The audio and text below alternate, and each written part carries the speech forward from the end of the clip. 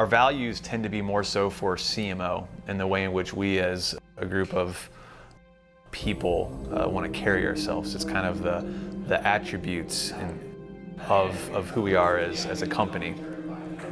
And the customer and our vendors, they experience that, right? So it's not really, we don't need our customers to know that we hustle, but we want them to experience that hustle by the way in which we treat them and the way they experience the work getting done.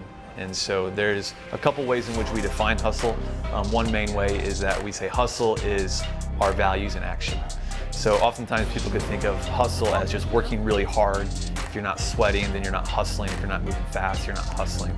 And I would tend to agree with that, but more than anything, hustle for us is when you see all of our other values in action.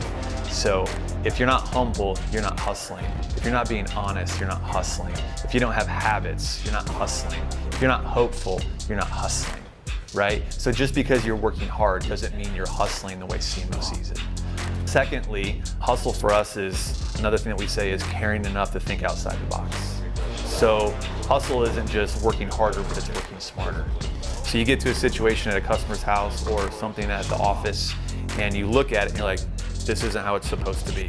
Something's out of the ordinary. Do you just kind of call it a day and pack up your stuff and move on? Or do you step outside of this box that we've created that says this is how you handle this situation or this is what you're supposed to be doing?